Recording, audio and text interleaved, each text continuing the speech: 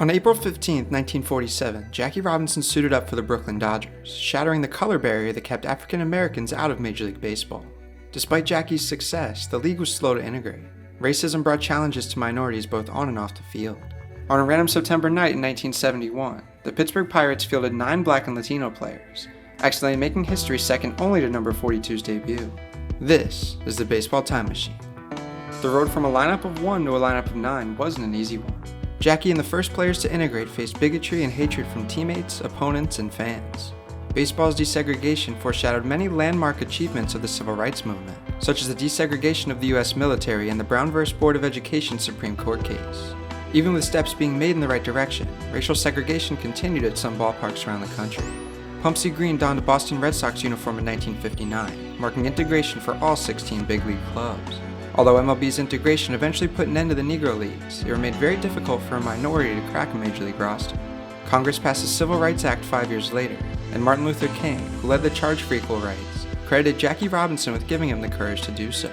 Segregation faded from Major League cathedrals, but minority players remained on the receiving end of death threats, racial slurs, and off-the-field isolation. This would go on in some capacity for the next few decades. The Pittsburgh Pirates weren't the first or even the 5th team to integrate, but took pride in their growing diversity. The city of Pittsburgh had a vast history in black baseball, with the Homestead Grays and Pittsburgh Crawfords being 2 of the most prominent Negro League organizations, staffing several Hall of Famers over the years. The Buccos had some legends of their own come 1971, led by Roberto Clemente and Willie Stargell. Having minorities as the team's 2 best players and leaders was rather uncommon to that point in baseball history. In fact, Pittsburgh's ethnic and racial diversity was unmatched, with almost half of their big league roster either black or Latino. 4 Pirates, all minorities, represented the National League at the All-Star Game 2 months prior. Stargell and Ellis received starting nods. Leading the NL East by 4.5 games, they opened the final month of the season with a game at home against the last-place Phillies. Thanks to a few injuries, the lineup had an unconventional look. With Richie Hebner out, Rennie Stennett, a native of Panama, led off and played second base. Gene Clines was in center field. Roberto Clemente, the Puerto Rican immortal, covered ground in right. Future Hall of Fame slugger Willie Stargell got the start in left, batting cleanup. Behind the plate was all-star Panamanian Manny Sanguillen. Dave Cash manned the hot corner. An outfielder by trade, Al Oliver was at first with Bob Robertson unavailable that night. Cuba's Jackie Hernandez held down the shortstop position while Gene Alley was out with a sprained knee. Batting ninth, Doc Ellis towed the slab. It was a strong lineup in spite of several replacements. In front of only 11,278 at Three Rivers Stadium, the Pittsburgh Pirates made history, fielding a lineup that consisted of all black and Latino players. Major League Baseball had never seen so many people of color share a diamond. And for this to occur in the early 70s, when racism was still deeply rooted in America's way of life, it made a powerful statement that baseball was for everyone. The thing is, it was a total coincidence. Pirates manager Danny Murtaugh just fielded the best 9 he had available, making it clear that he was colorblind when it came to putting his team together. The players themselves didn't notice until the game was already underway. Sanguillen heard something about it from behind the plate in the second inning. Dave Cash came to the epiphany looking at his teammates from the dugout. It was quite literally an unprecedented sight for them. The historic lineup didn't last long, as a slugfest broke out early. 14 runs were scored in the first 2 innings, and Doc Ellis was knocked out of the game after allowing 5 runs in 1 1/3 innings. He was replaced by Bob Moose, a white reliever. The Bucks grabbed the lead with a 2-run blast from Manny Sanguillen, and would only extend it from there en route to a 10-7 victory.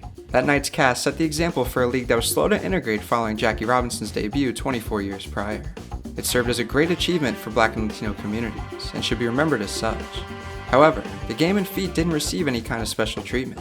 It was barely even acknowledged. Phillies shortstop Larry Boa said there was no mention of it in their dugout. The moment received very little media coverage. This is partially due to the fact that the city's 2 biggest newspaper publications, the Pittsburgh Press and the Pittsburgh Post-Gazette, had been on strike since mid-May, and wouldn't return to work until a week after the all-minority lineup took the field at Three Rivers. Even if they were up and running, there likely wouldn't have been much talk about it anyway. Other media in Pennsylvania and around the country said very little about the milestone.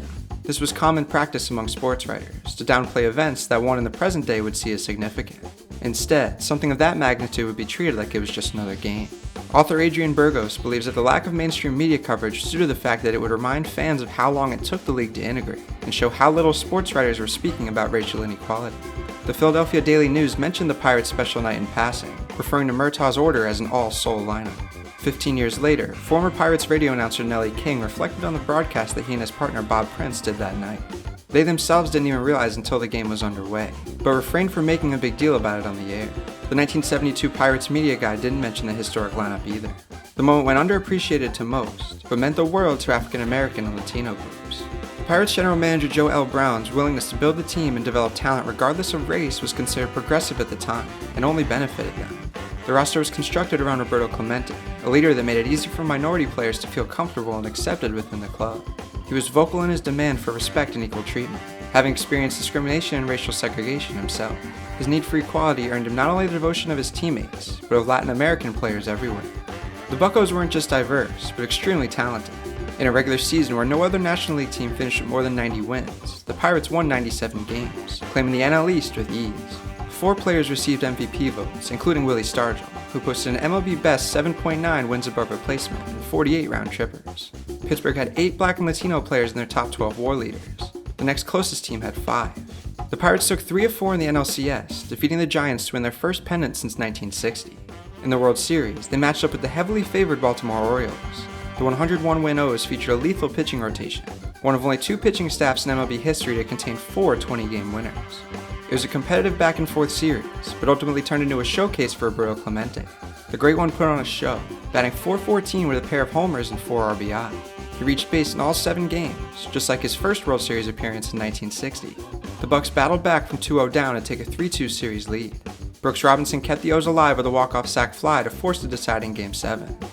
Back in Baltimore, 6 of the 8 Pirates starting position players were featured in MLB's first all-minority lineup. Supported by Roberto Clemente homer, Steve Blass tossed a complete game gem to win the contest and the series for Pittsburgh. Blass had kind words for the World Series MVP, as did Orioles owner Jerry Hoffberger, who sought him out after the game and let him know just how great he was. In the end, it was the Pirates' willingness to build their roster based on playing ability, and not what was politically correct at the time, that led to their success. Just over a year after they celebrated the franchise's 4th world title, they suffered a terrible loss, as Roberto Clemente tragically passed away in a plane crash while on his way to deliver supplies to earthquake victims in Nicaragua. The Great One's death sent shockwaves across the globe. His impact on the game and growth of Latin American ball players cannot be understated. He was a hero to not only Latin Americans, but all who witnessed his talent on the field and philanthropy off of it. The sport recognized this, as the BBWAA waived their 5-year waiting period to induct Clemente into the Baseball Hall of Fame as soon as possible. He became the first Latino to be inducted into Cooperstown. Later in 1973, the Commissioner's Award, presented by MLB to honor a player for their sportsmanship, community involvement, and contributions to the community and on the field, was renamed the Roberto Clemente Award. His legacy continues to live on in the most positive of ways. In mourning, the Pirates continued to experience positive results throughout the 70s, but wouldn't be able to return to the Fall Classic with the same regime. The We Are Family era of Pittsburgh baseball won it all in 1979, also in 7 games over Baltimore. Willie Stargell, the clubhouse leader alongside Roberto Clemente when they claimed the title 8 years prior, had a dominant 7 games, batting .400 with 3 homers and an almost 39% championship WPA. Joe L. Brown was no longer in charge, but his fingerprints remained, and the team continued to promote diversity and equality under Harding Peterson. As the Pittsburgh Pirates entered a title drought, Major League Baseball continued to grow, expanding from 26 to 30 teams over the next 2 decades. Inclusivity became more of a mission for the league, and played into that by honoring a legend. In 2002, 30 years after his passing, MLB introduced Roberto Clemente Day. It's celebrated annually on September 15th, reminding the baseball world of Clemente's life and legacy. Players who choose to do so don the number 21 in the Great One's honor. On Roberto Clemente Day's 21st installment, the Tampa Bay Rays made history, playing the first starting lineup to feature all Latin American-born players. Like the Pirates' batting order on September 1st, 1971, it was put together accidentally. Kevin Cash didn't realize the history on display until they were about halfway through their 11-0 drubbing of the Toronto Blue Jays. He wanted to load the lineup with righties versus Kevin Gausman, whose splitter gave left-handed hitters problems. Fittingly, the entire starting 9 elected to wear 21, setting up for an iconic photo. It meant a ton to the Latino players who were lucky enough to participate, and could see the mark Latin culture had left on baseball. Tampa's lineup card now resides in the Baseball Hall of Fame, proudly sharing a home with Roberto Clemente and many other Latino greats. Nothing changed statistically when the Pittsburgh Pirates fielded 9 Black and Latino men on September 1st, 1971, but it put plenty in perspective. It reminded the baseball world that even though it was a slow process, the game was growing and evolving, becoming more diverse and inclusive. In the present day, many of Major League Baseball's best have come from elsewhere. Like never before, baseball is a global game. The 1971 Pirates all-minority lineup goes down as one of the sport's most inspiring moments. This has been the Baseball Time Machine. Thanks for traveling with us.